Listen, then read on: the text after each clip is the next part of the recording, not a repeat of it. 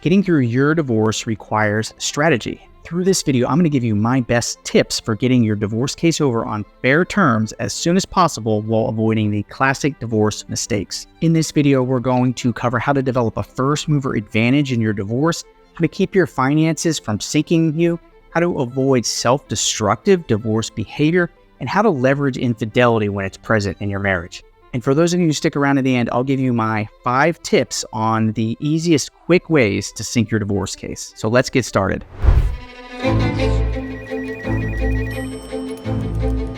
A big component of a divorce strategy is developing a first mover advantage in your divorce case. Getting a first mover advantage in your divorce, it's almost always best to be the first mover in a divorce case. This can create a psychological advantage, and it can keep your spouse from having the time to dig their heels in and play the dirty divorce tricks that keep these cases going on forever. When you file first and your spouse isn't expecting it, they can start to think, boy, oh boy, she has thought of everything. She is ready. She has this going. She's not going to stop. How am I going to catch up? And when they feel like that, sometimes, every now and then, you can get a settlement earlier than you would have otherwise. And you know what? That's a great thing. It stops everything from keeping on the path of time, expense, and just the things that can happen in a divorce that usually are not conducive to having a long-term relationship after the divorce with your former spouse. Being the first mover in the divorce usually keeps your spouse from having time to do divorce planning. If you're divorcing a difficult person, or even just a person who doesn't want the divorce, if you give them time, you are giving them the resource to make the divorce take way longer than it needs to and make it way more complicated than it has to be. If you come out of the gate, you file your case, you keep moving things on, these people are usually not going to have the time to engage in the shenanigans that unnecessarily lengthen the typical divorce case, especially when you're dealing with a difficult person. Don't stall your divorce case. If you have that first mover advantage, you do what we're saying. You file first, you have somebody on their heels, you have the psychological edge, but then you just stop. Stop applying the pressure. Stop moving the case. You give them time. That's when the trouble starts to happen. Don't do that. You might be thinking, well, hey, what if I have second thoughts about moving through the divorce? What do I do then? Well, in that situation, you might have to stall things. Our advice, though, is don't start the divorce case until you're ready for it. Get a really good therapist before you jump into this, because when you do divorce, you want to do it right. Don't create cash flow problems when you're starting a divorce. This is a big component of a proper divorce strategy, and usually this is a completely avoidable mistake, so don't make it. If you create cash flow problems, you're going to be at a psychological disadvantage if you're like most people. Also, if you have cash flow problems, you're going to be more likely to take a bad deal just to get things over with. The good thing is, a lot of cash flow problems that are common in divorce cases are avoidable. Usually it involves not moving out of the house before the divorce or not making a major purchase that deprives you of cash flow or cash resources. Cash flow problems in a divorce create big-time psychological advantages for most people, especially women. This all goes back to basic human nature. A little bit of psychobabble, but most people, especially women, value above everything else safety and security. And what that means in a divorce case is that if you are low on cash, you start worrying about things like, how am I going to pay the rent? How am I going to pay for food? How am I going to keep paying for the kids? And that is one of the most fundamental things of importance to most everyone. And when you start having those very basic concerns in your life, it's very, very hard to focus in the divorce, keep your eye on the prize, and that creates a big-time psychological disadvantage. Having cash flow or money issues in a divorce makes you more likely to take a bad divorce deal. So a lot of people, they have that need for financial security. Well, guess what? When those needs are not being met and they're in the middle of a divorce case, especially a contentious one, they start thinking, get this over. And if the other person is a difficult person, maybe they're a narcissist or just somebody that's used to using litigation to their advantage, they will pick up on that desperation and they will use it to their advantage in a settlement and try to use that to get you to make a bad deal. And once you make a bad divorce deal, usually you can't get out of it. So try to avoid these cash flow problems so that you can try to better avoid a bad divorce settlement. Most people should not leave the marital home right before or during a divorce case. The reason for that is, for many people, leaving the home creates a second set of housing expenses, and almost everyone's largest expense is housing. So if you move out of the house, especially if you're on the mortgage to the house, you're going to be contributing to the expenses of the house you moved out of, and then you're going to have these new expenses of the place you moved into. If you throw in some kids, it needs to be a bigger place so they can have a safe place to stay during the divorce. And then you start having other expenses in a divorce case, like paying for legal fees, paying for experts, paying for, possibly more mental health treatment for you or your children. And those expenses add up, but they pale in comparison to housing expenses. So if you can avoid it, try to stay in the house, you'll save money. A few exceptions for when this doesn't apply. If there is domestic violence, you need to get out, put your life first, rest later. If you have enough money to pay for a new place, or you have a second home you can move into, or people are willing to front the cost to you of moving out, then that is something to think about because it can give you peace during the divorce process, which is priceless. Also, avoid major purchases before the divorce.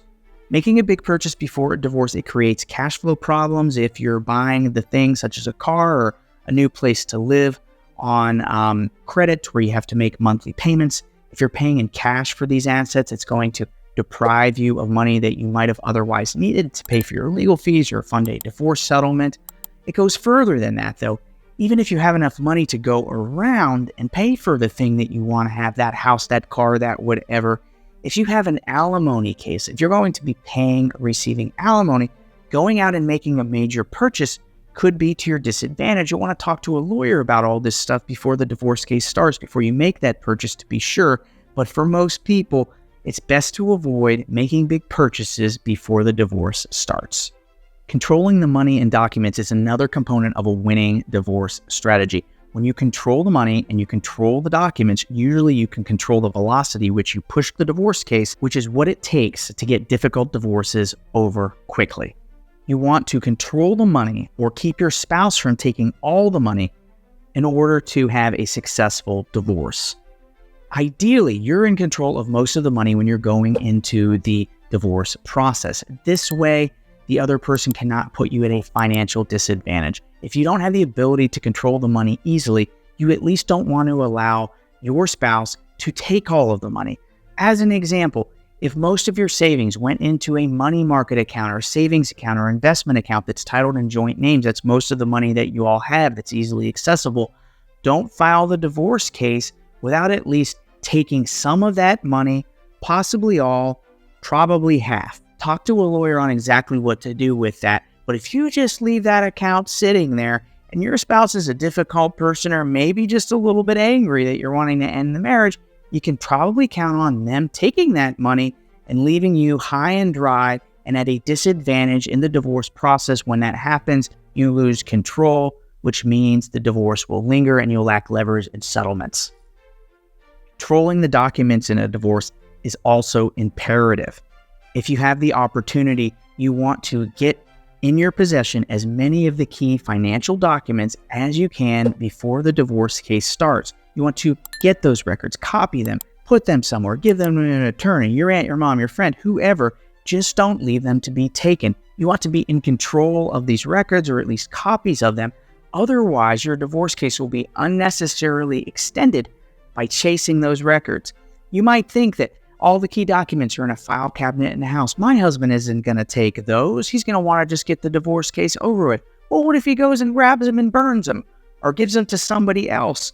It might sound absurd, but we see it happen all the time. Don't let your spouse control the documents. Get them before the divorce case starts. You can always make copies and give them to them and their lawyer. Otherwise, this is going to take way longer than it needs to take. What do you do if you can't control the money or can't control the documents in a divorce? Well, that's what lawyers are for.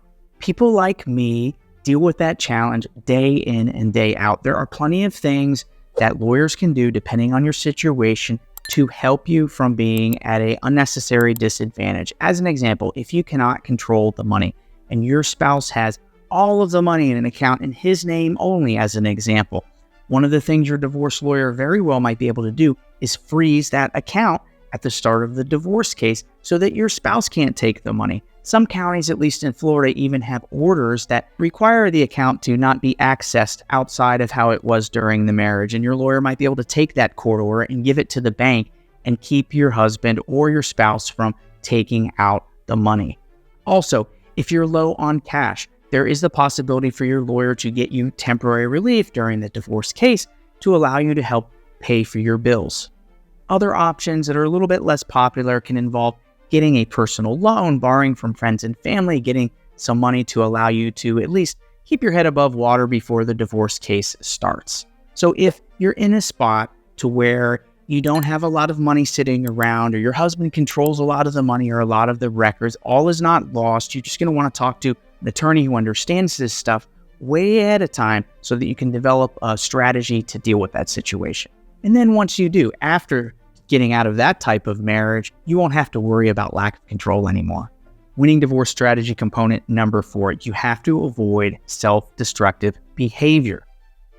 Being nice is not going to help you in the divorce. When you're dealing with a psychopath, a difficult person like a narcissist, being nice, extending the olive branch is just going to be perceived as weakness.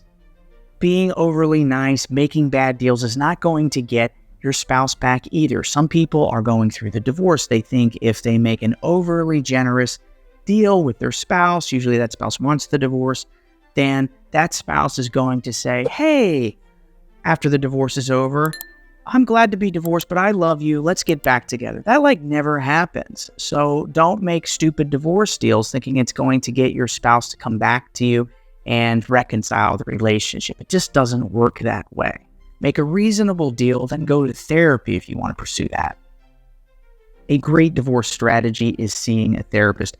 If you are worried that you might be unnecessarily accommodating or weak during the divorce process or be affected by your spouse, the best thing you can do before the divorce case starts is go get yourself an outstanding therapist. A great therapist can work with you to build up self-esteem, to enhance your self-value, and make you less prone to acting this way. They'll also support you through the divorce process and really be establishing the qualities in your life, the emotional building blocks that you need to have a better life once the divorce is over. If you need to find a therapist, check out the links in the description for staymarriedflorida.com. There's a lot of great ones in the area. If you're outside of South Florida, contact us. We'll find you one. Divorce strategy tip number 5 is leverage infidelity if it exists. Is infidelity or affairs relevant to a divorce strategy? The answer is almost always yes. Infidelity is commonly thought to not matter in the divorce context, but as a board-certified divorce lawyer, I often see that it does. It can entitle you under certain situations to more money from your spouse, but more importantly, you can use that infidelity and how you capitalize on it as a way to leverage a quicker divorce settlement in certain circumstances. And you have to understand that judges are people too. They can feel sorry for people who were cheated on, depending on that particular judge's background and circumstances. So don't just think that affairs don't matter. Sometimes they can give you the edge. You need to keep quiet if you've discovered that your spouse has been having an affair, if you think the marriage is over. You don't want to tell your spouse you know. You want to talk to an attorney and get a legal strategy that leverages, if possible, your spouse's infidelity. Oftentimes, those strategies, when they can be put into place, are completely blown and become worthless if you tell your spouse about the affair. Keeping your mouth shut and filing for divorce as part of the right strategy can help your spouse wonder, do you know? It might bring him to the table a little bit quicker. You don't know whether they'll be responsive to that or not, but if you tell them you know about the affair before the divorce starts, you won't be able to try. So what good does it do you to keep quiet about an affair? In many situations, if you don't tell your spouse about the affair and you file for divorce, a couple of good things will happen. One, your spouse might think that you know about the affair, but might not be sure, and as a result, might want to get the divorce case over with quickly through a settlement from time to time. This has been really effective for us. Also, if you know about the affair, your spouse is cheating, usually they're not paying attention, you can use their busyness as a way to allow you to get more organized for the divorce so you can get it started. Also, you can use that knowledge of the affair possibly to your advantage as the legal proceedings play out, either through relief under the law or possibly bringing it up in a strategic manner in a deposition or court event. If you let the cat out of the bag before the divorce starts, you will cut off all of those potential little levers that might get you closer to having your divorce case over just a little bit sooner. So guilty conscience agreements for the win. This is a divorce strategy where you leverage your spouse's infidelity to get the divorce case over with quicker. Sometimes a spouse who's been cheating will agree to generous divorce terms because they rightfully feel guilty about their conduct. Usually, you don't need to tell your spouse about the affair to be able to get those types of terms. If you're dealing with a high-functioning person, especially a professional or business owner, and you filed for divorce, you haven't mentioned their affair, they might know that you know, and when you give that settlement offer, they're not stupid. They might realize, hey, I probably need to agree to maybe a little bit more than I'd get in court because I need to make this go away. Or maybe they actually have a conscience and they might feel bad and give you a little bit more because they were in the wrong. Either way, it's a strategy to keep in mind and talk to your attorney about as you're dealing with divorce when your spouse has been unfaithful. So your bonus tips on divorce strategy, 5 things to avoid in your divorce. Number 1, don't underestimate your spouse. Number 2, remember that bank statements leave traces. Number 3, don't talk to anybody about your divorce strategy. Number 4, don't begin divorce settlement negotiations until you're ready. And number 5, don't underestimate what can be unearthed in the discovery phase of a divorce lawsuit. Don't underestimate your spouse in the divorce. Sometimes people think that their spouse is just going to be passive in the divorce process, that they're going to go along with everything that they want because they've been a passive spouse during the marriage, or they think that they'll be ashamed of their conduct. It's usually a bad idea to build a divorce strategy around thinking your spouse is going to be passive in their behavior, or unprepared, or not hire a lawyer or a good lawyer. Don't underestimate your spouse. Do not talk about your divorce strategy. You might think that you can talk to other people and they're going to hold conversations about your divorce and how you're going to handle it in confidence. First, many people don't like being told about your divorce. Second, they're probably going to tell other people. At least that's what you should assume. So don't go talk to people that are friends, that are family, probably even your family, unless you can be absolutely sure that they're going to never talk to your husband. And usually you can never be sure of that. So moral of the story, keep your divorce strategy to yourself and your lawyer. Remember that bank statements leave traces. If you're going through a divorce, anything that you've ever done through your bank account or on a credit card is going to be in one of those statements if it's happened in the last 7 years, which is the amount of time that these banks will keep records. So if you're going out and you're getting ready for the divorce, you're doing a consultation with an attorney, or you're copying records, consider paying in cash. Also, if you have a boyfriend or a girlfriend, you might think about paying cash for expenses with them. Not that you're going to lie about them later, but your spouse can't figure it out simply by looking at a bank statement during the divorce case, or even worse, before it starts. Don't do divorce negotiations on settlement until you're ready. One of the biggest mistakes I see is people negotiating with their spouse about divorce terms before they've had the chance to speak to an attorney, understand exactly what they're entitled to. When this happens, if they talk to their spouse about being amenable to unrealistic settlement terms, it can be very hard to backtrack later from what they were talking to their spouse about in terms of divorce settlement terms. As an example, if you're a housewife and you're going to need alimony, if you tell your husband all you need is $500 a month in alimony, and after you go talk to an attorney and you find out your doctor husband is making $1 million a year, and that what you really need is $10,000 in alimony a month, it's going to be harder to quickly get your husband to go from the amount of alimony you were discussing to a more fair and appropriate amount that might be reflective of what you get in court. You can avoid this problem simply by not talking to your spouse about settlement terms until you're ready. If they push you, say, hey, I need to talk to a lawyer first. They should understand. Don't underestimate what can be found through the discovery process in a divorce case. There are a lot of records that can be unearthed in a large divorce case with really good lawyers. So the divorce might be about empowerment for you, and hopefully it is. Hopefully you're feeling more alive than ever and confident in yourself. But just understand that usually everybody has a few skeletons in their closet, and if you have a few, as deep as you might think they're buried, a really good lawyer will probably be able to find them out. So that's something to talk to your lawyer about, but just don't be unnecessarily overconfident. I hope this has been very helpful to you to give you a few ideas on what might be part of a winning divorce strategy. If you're watching this and thinking about divorce, it's a good time to learn more. We have some free resources for you. Check out the description below. But we have a few books, especially Control Your Difficult Divorce. That's what a lot of this video is based around. Get access to some information. It's going to be empowering for you. Also, look in the description for links to some of our other free resources and videos. If you're at a point to where you're ready to talk to an attorney, you can get in touch with us through the links in the description. One of my partners or myself can meet with you and help you tailor a divorce strategy to your specific situation. We handle cases primarily in Southeast Florida, from Vero Beach south to Miami, and a few other select counties across the state, depending on the case type. And if you're out of state, contact us. We'll help you find an attorney near where you live that can have these conversations with you. Thanks for watching. I'll see you next time.